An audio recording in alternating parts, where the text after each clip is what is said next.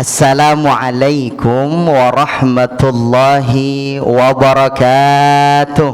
Waalaikumsalam warahmatullahi wabarakatuh. Bismillahirrahmanirrahim. Assalatu wassalamu ala nabiyil ummah asy-syafi'i yaumil qiyamah. Allahumma salli wa sallim wa barik wa karrim ala nabiyyina Muhammadin wa ala alihi wa sahbihi ajma'in wa ba'du. Hadirin wal hadirat, ikhwan akhwat yang kesemuanya mudah-mudahan mendapatkan ridho Allah Subhanahu wa taala.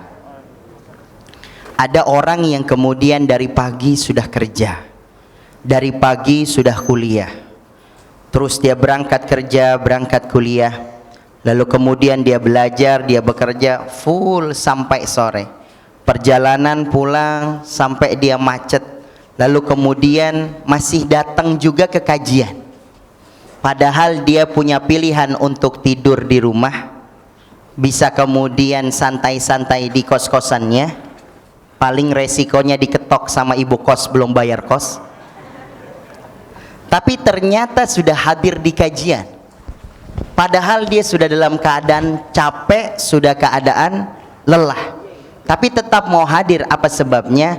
Karena dia semuanya menjadikan lelahnya ingin dijadikan menjadi lillah. Apa sebabnya? Karena saya yakin semua berangkat dari hadis ini, hadis Nabi sallallahu alaihi wasallam, innahu la ya'ti ar-rajulus saminul 'azimu yaumal qiyamati la yazinu janaha ba'udatin. Akan datang nanti orang-orang yang kemudian gemuk, besar, pendek, kuntet. Maksudnya ketahuan nih apa?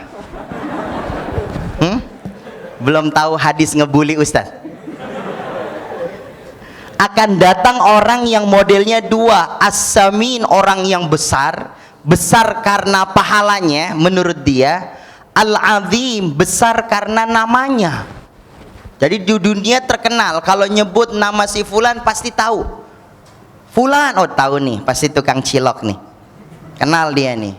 Oh si fulan, oh pasti ini public figure, masya Allah. Ustadz Ahmad, oh siapa ya? Nggak kenal orang, biasa aja. Maka kemudian akan datang nanti di hadapan Allah orang-orang yang kemudian as-samin al-azim, orang yang bawa pahalanya sangat banyak, sangat besar, al-azim, namanya juga dikenal banget di dunia ini. Tapi ketika ditimbang di yaumil hisab, la yazinu janaha ba'udatin, ketika ditimbang ternyata enggak lebih besar dia punya pahalanya, dia punya kemudian amal solehnya, tidaklah lebih berat dibandingkan sayapnya lalat, masih berat sayapnya lalat. Kalau saya bikin skemanya jadi kayak gini, kalau ini adalah bismillahirrahmanirrahim, yang perempuan kelihatan nggak? Nggak, oke, anggap aja ini kelihatan. Ya, menyenangkan ustadznya juga bagian dari pahala. Kalau ini dihisab, ini amal soleh kita di sebelah kanan kita, yang di sebelah sini adalah sayapnya lalat. Lalat tuh punya sayap berapa ya? Sayap lalat ada berapa? Kemarin sih saya tanya ada 2 katanya. Amal soleh ini dihisab dengan sayapnya lalat, ternyata masih lebih berat ini. Saya mau nanti kita akan sambungkan, kita punya tema nih. Ketika dihisab ternyata masih beratan sayapnya lalat. Saya datang kepada Allah bawa pahala Quran saya, lalu kau bilang, ya Rab, ini hafizul Quran, ini loh saya hafal Quran. Nggak percaya, ini loh saya punya pesantren Quran, ini loh ada anak-anak yang pada ngafalin Quran, ini loh ada kemudian mereka-mereka yang belajar Al-Quran, ini dibawa di hadapan Allah. Tiba-tiba kata Allah, kadzabta, bohong kau Ahmad, bohong. Innaka ta'malu kadza wa kadza, sesungguhnya engkau mengamalkan amalan soleh tentang Al-Quran ini, ngajarin Al-Quran, ngafalin Al-Quran, likayyuqalu annaka hafiz, supaya orang-orang pada tahu ente adalah seorang yang hafal Quran. Nol pahalanya. Pahalanya apa? Nol. Ditimbang sama sayapnya lalat, ternyata masih berat sayapnya lalat. Apa sebabnya? Yang pertama, apa sebabnya? Karena mereka innahum ya'maluna bighairi khalisin, karena mereka melaksanakan amalnya. Yang pertama karena mereka nggak kenal yang namanya ilmu ikhlas. Dan kita udah pelajarin ikhlas itu, kata ulama, kalau baru pertama kali dilakukan susah untuk bisa menjadi ikhlas. Amal soleh baru pertama kali, belum pernah datang ke kajian tiba-tiba udah mulai dipuji sama orang. Belum pernah ke kajian akhwat tiba-tiba udah pakai pakaian gamisnya rapi, jilbabnya rapi, dipuji sama tetangga, Masya Allah neng, cantiknya. Apa jawaban kita? Memang kayak orang soleh, ah ibu biasa aja. Tapi nanti di jalan ketemu spion mobil sama kaca mobil, kita udah mulai benerin kerudung nih. Bener emang gue cakep ini, tuh ya kan? Udah mulai sombongnya ada. Itu kalau kerudungnya biasa, kan emang perempuan kan hebat-hebat ya bun. Cuma perempuan yang bisa bang, mohon maaf nih yang laki-laki ya, perempuan kalau dibuka itu kalau pakai kerudung segi empat kan biasanya buletannya di tengah tuh belahannya, tapi sekarang agak menyon, jadi model, padahal miring loh, tapi model. Kita kalau pakai peci ya begini aja. Coba mohon maaf nih, mohon maaf ya, mohon maaf, tiba-tiba kita persilahkan Ustadz Ahmad Khomsani untuk mengisi kajian, tiba-tiba miring begini gitu. Coba ya kan, paling kata jamaah, Masya Allah Ustadz, mulai kapan? Dan mulai kapan? La ilaha illallah. Dan memang ada ilmunya dong, pakai peci ini ada ilmunya. Kalau kita mau ceramah ini agak dimajuin sedikit. Ini yang belum tahu ya, emang cuma jilbab doang hijab tutorialnya? Ya kuno. Nih tutorial peci ya. Kalau kita mau ceramah nih lihat, Masya Allah kayak begini, salamnya juga beda kan, Assalamualaikum warahmatullahi wabarakatuh, karena salam penting. Salam MC dangdut itu sama bunyinya, tapi kita tahu semuanya hurufnya H. Assalamualaikum warahmatullahi wabarakatuh. H, semuanya H. Kita lama di Arab nggak gitu-gitu amat kayaknya. Buat yang lagi semuanya ngomong apa sih itu orang ya? Bener, ini salam penting loh. Apalagi salam ini keluarnya dari musola-musola di kampung-kampung yang kayak begini nih. Mohon maaf ya, mohon maaf. Assalamualaikum warahmatullahi wabarakatuh. Sama, tapi lu nggak bakalan seneng namanya disebut di situ. Karena setelah salam inna lillahi, sama salam, salamnya sama beda.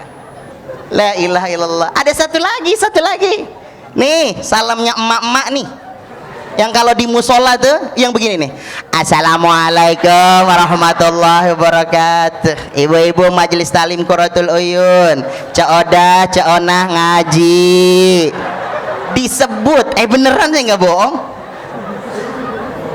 Mohon maaf ya kalau ada yang namanya Cak Oda, Cak Onah, berarti satu RT kita bu. La ilaha illallah Muhammad Rasulullah. Lah pakai PC emang kayak gitu nih, dimajuin ke depan. Salam, Assalamualaikum warahmatullahi. Jangan kebalik.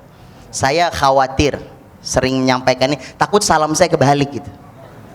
Kalau kita qori ceramah Assalamualaikum, takutnya saya diundang qori, mari sama-sama kita dengarkan tilawah Al-Quran, sampaikan oleh Ustadz Ahmad. Sudah sampai Assalamualaikum warahmatullahi wabarakatuh, takut lupa. Lah kalau begini kita ini kalau mau ceramah mengaji kita begini, ini inget-inget bang, jadi kita tutupin, kita punya jidat yang agak jenong ini.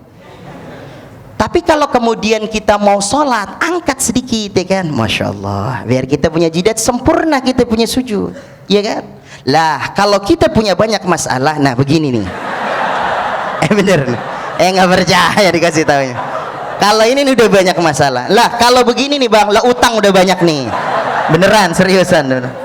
La ilaha illallah, Masya Allah, Masya Allah, Rahman.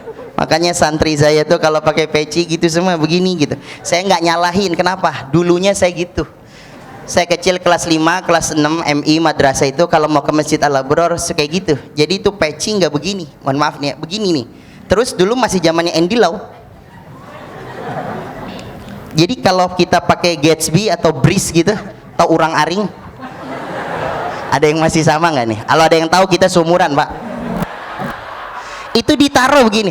Jangan main foto-foto aja lah kayak gini nih.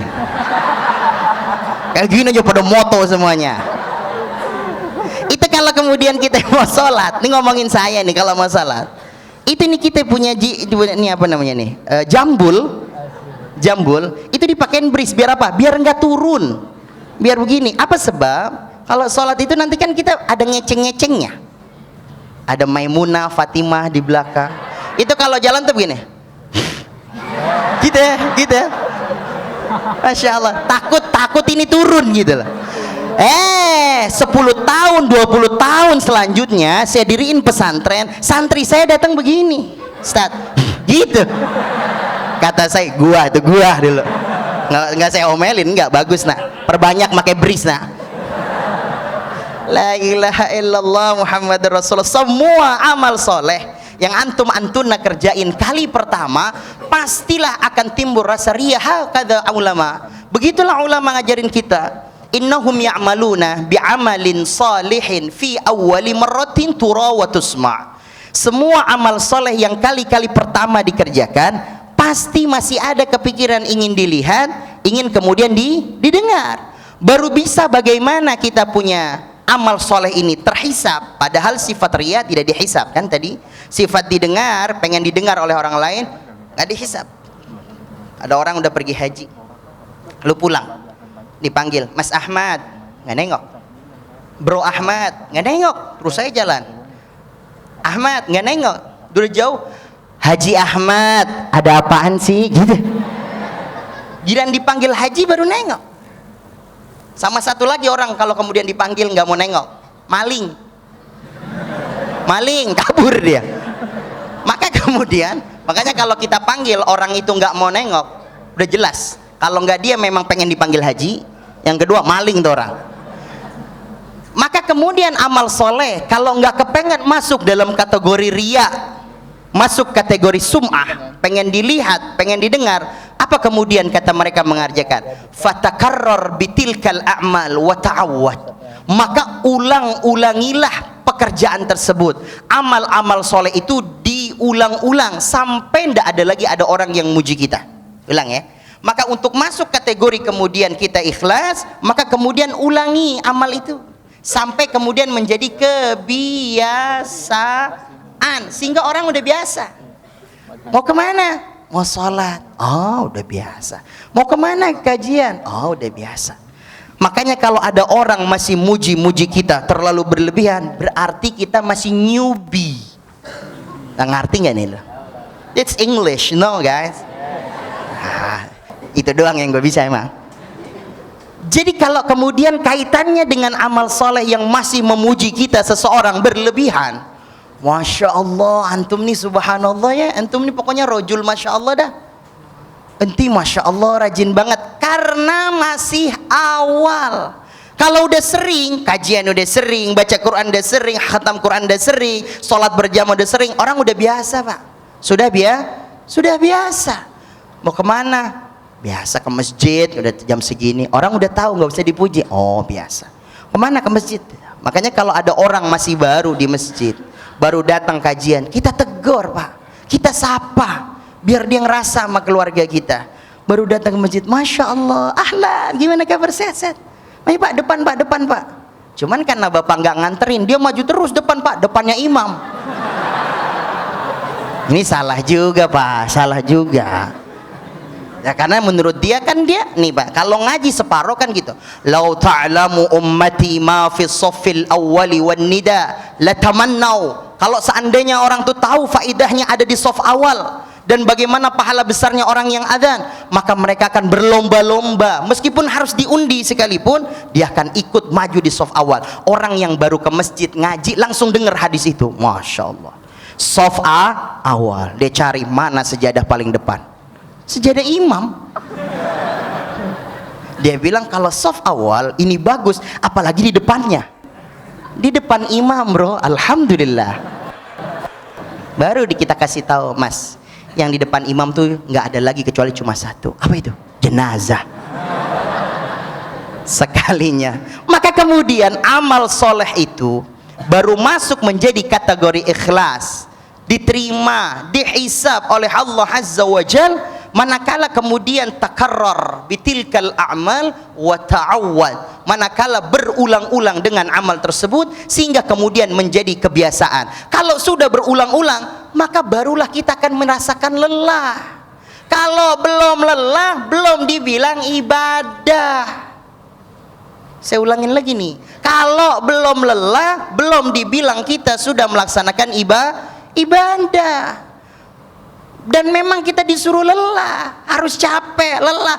Teruslah badiru bil a'mal, terus meneruslah melaksanakan amal soleh sampai kita capek, sampai kita lelah. Karena nanti akhirnya lelah capek itu akan hilang, tapi pahalanya akan terus berjalan. Saya mau ngulang, handphone pada ngeluarin. Terus-teruslah kita melaksanakan amal soleh sampai kita capek, sampai kita lelah. Karena kemudian pada akhirnya lelah itu akan hilang, tapi pahalanya terus berjalan. Bahkan kata ulama, kalau mau maksiat terus saja maksiat. Teruslah bermaksiat bersenang-senang, terus silahkan bermaksiat bersenang-senang. Tapi nanti akhirnya kesenangan itu akan hilang, tapi dosanya akan terus berjalan. Kenapa pada diem semuanya? Pada sibuk. Oh, ini bagus nih, kata-kata nih bagus nih. Orang suruh dengerin ceramah malah bikin status. Teruslah beramal soleh. Apa sebabnya, Ustadz? Karena kita pengen ngejar ikhlas. Ikhlas baru dapat manakala kita berulang-ulang. Makanya jangan kemudian ngaji yang masjid, ngajinya rame-rame, ya ntar gue nggak ikhlas. Udah nggak ikhlas tuh. Orang yang udah takut nggak ikhlas berarti dia tidak ikhlas. Karena ikhlas baru bisa didapat kalau kita sudah berulang-ulang terus lagi. Karena kalau baru pertama kali itu bawaannya Masya Allah, tanggal 1 Januari hujan, Masya Allah, hujan gak berhenti-berhenti. Terus tiba-tiba kita qiyamul lail di Masjid Raya Bintaro nih, sholat tahajud, pulang ke rumah kita nggak banjir. Tiba-tiba apa kata kita? Ya Allah, mungkin kampung ini nggak banjir gara-gara saya tahajud. Coba kalimat itu kan di dalam hati tuh, Masya Allah. Ente kalau ketemu orang itu tombak aja, tombak. Sombongnya nggak karu-karuan, coba kan. Lah bener kan? Masya Allah, Masya Allah. Betul. Apalagi yang kemudian pengen kita lakuin? Kita nih kemudian, antum sedang berikhtiar mencari pendamping yang soleh, mencari pendamping yang soleha. Terus aja coba. Tapi Ustaz, saya udah kirim 5 CV yang nolak 10. Saya bilang terus aja. Ya kasihan sih, apes juga ente. Tapi terus aja, percayalah. Karena nanti capeknya itu akan hilang, lelahnya itu akan hilang. Di saat bidadari syurga sudah menunggumu. Masya Allah. Kata Nabi SAW fima ma'na, sesungguhnya seseorang yang menjaga dirinya, mengikhtiarkan untuk mencari pendampingnya yang saleh dan saleha, tapi ternyata usianya sudah lebih dulu oleh Allah Subhanahu wa taala diangkat ruhnya, belum ditemukan pendampingnya di dunia, maka kata Allah Azza wa Jalla, aku jamin dia akan mendapatkan bidadari syurga. Masya Allah. Nunggu apaan? Udah itu aja dia bilang. Cuman kadang-kadang ada juga ustadz yang bikin kita ngedon juga ya. Ada juga, nikah ente, nikah. Kenapa? Kalau jomblo bahaya di surga. Lah kok bisa? Ya nanti giliran di surga ente dapat bidadari. Bidadari tanya, "Oh Ahmad ya?" "Iya." Jomblo ya?" Lah, kok tahu? Ya bilang, "Oh ya udah, kalau gitu kita temenan aja ya." Lah, masa bidadari temenan doang? Oh enggak, ini cuman seru-seruannya ustadz-ustadz aja. Karena bidadari itu Masya Allah, bidadari surga itu kalau minum air putih kayak gini, air putih nih, kalau diminum kayak begini, contohnya Bismillahirrahmanirrahim. Masya Allah. Kalau sekali kan nggak boleh, 2 kali ya. Ganjilnya 3 kali. Ya mohon maaf. Diminum itu, kalau ini kan ya mohon maaf, ini kan yang nyontohin bukan bidadari, bidadara. Jadi air putihnya tuh nggak kelihatan. Bidadari surga itu di lehernya itu kelihatan. Awas lu nanya, Ustadz lehernya mana? Gua tabok lo, Ustadz bully. La ilaha illallah. Udah pokoknya ikutin aja. Kalau dia minum itu dari tenggorokannya kelihatan airnya, masya Allah, la ilaha illallah Muhammad Rasulullah. Kalau bidadari surga itu meludah, gitu. Nggak tahu sih gimana dia ngeludahnya. Entah contoh aja apa, gitu nggak tahu saya. Nggak ngerti bunyinya kayak apa. Nah kalau udah saya di surga saya kasih tahu dah. Itu kalau kemudian dia meludah, masya Allah, air laut samudra yang asin bisa jadi manis. Masya Allah. Makanya kalau kemudian kamu bilang, ada yang bilang kepada dirimu akhwat, masya Allah kamu bidadari surgaku. Masa sih mas? Coba yuk ke laut mas. Bohong berarti yang tadi bilang. Tapi karena bohong yang diperbolehkan, gombal-gombalan yang diperbolehkan, kalau udah suami istri itu boleh berlama-lama sama suami istri gombal-gombalan, halal, bohongnya pun halal kalau bisa bikin ketawa mah. Bapak kamu tukang bakso ya? Itu sama suami istri boleh. Boleh. Loh kok tahu itu gerobaknya nyungsep? Wah, itu bukan gombal Ustaz. Perlu dibantu dia bilang. Bener sama suami istri. Ini belum suami istri gitu. Makanya yang akhwat, lillah, ayo lelah nggak apa-apa dia bilang. Jangan kita malah, masya Allah. Kalau ada yang nelfon, ikhwannya, assalamualaikum. Harus ketus emang. Assalamualaikum, waalaikumsalam. Ukhti jangan lupa besok. Iya gitu. Yang nggak ada dia bilang. Ukhti weekend ada acara kosong nggak dia bilang. Wassalamualaikum warahmatullahi wabarakatuh gitu. Sekali. Ini mau enggak? Assalamualaikum ukhti. Waalaikumsalam. Malah begitu. Kadang-kadang ada cowok lagi nongkrong ganteng, cowok godain kita dong. Nah, ini apa coba? Lah kita kan yang cowok nggak bisa nolak. Nah, astagfirullahaladzim, repot. Karena ujiannya gitu pak, ujiannya gitu. Kita kemana coba? Baru aja dari rumah, baru selesai kita ngasih kajian, baru aja tausiah, baru aja ceramah. Lu kita naik mobil, naik motor, di depan kita udah ya Allah terbuka auratnya, masya Allah. Dilihat dosa, nggak dilihat. Mubazir, Ustad masih aja mubazir. Cuma kemudian ini yang dimaksud. Jadikan amal soleh itu berulang-ulang sampai kita lelah. Karena kalau kita sudah lelah, sudah kemudian kita capek, sampai kita bilang ya Rob, kapan pertolongan Allah ini? Berarti itu sudah titik Allah akan kabulkan dan Allah akan angkat derajatnya.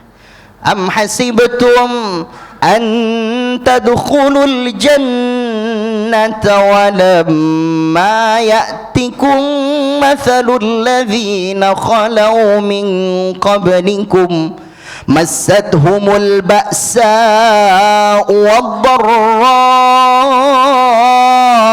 وزلزلوا حتى يقول الرسول والذين آمنوا معه متى نصر الله ألا إن نصر الله قريب. Kata Allah, am hasibtum an tadkhulul jannata, apakah kamu pikir mudah untuk masuk surga begitu aja tanpa diuji sama Allah? Lihat orang-orang yang sebelumnya, massathumul ba'sa, pasti kalau kalian ngelakuin amal soleh ada yang kemudian menguji kita dengan menyindir-nyindir kita, waddarra, menyakiti kita secara lisan, wazulzilu, fisik sudah masuk, hatta yaqular rasul, sampai Rasulullah beserta kemudian para pengikutnya berkata kepada Allah, mata nasrullah, kapan pertolongan Allah ini datang? Ya Rob, kapan ini saya kemudian mendapatkan? Ya Rob, kapan saya mulai bekerja? Kapan saya dimapankan? Kapan saya bisa punya keturunan? Kapan? Sampai kita udah berikhtiar, mata nasrullah, kapan ya Rob? Allah jawab, ala inna nasrallahi qarib, sesungguhnya pertolonganmu sudah dekat. Kalau sudah sampai lelahnya kita dalam kita punya ibadah, udah merasakan kita capek, kita merasa lelah, berarti ini puncak kenikmatan ibadah, karena Allah bilang ala inna nasrallahi qarib, berarti bentar lagi mau datang. Kalau kita udah capek, ya Rob, Masya Allah, gimana lagi nih ya Bun, gimana lagi ya Mah, gimana lagi ya Pak, gimana lagi ya Abi, gimana lagi ya Umi, berarti ini udah sebentar lagi udah mau datang. Ala inna nasrallahi qarib. Jadi pegang kalimat ini. Kalau kita sudah capek, lelah dalam ibadah, berarti tanda solusi jalan keluar dari Allah, Allah sudah siapkan. Ala inna nasrallahi qarib. Ketahuilah bahwa pertolongan Allah sudah dekat. Allah akan datang tidak? Allah akan bikin semuanya. Kalau sudah kemudian kita lelah sungguh-sungguh, maka lelah itu bisa terjadi karena pengulangan, diulang-ulang. Hari ini tahajud,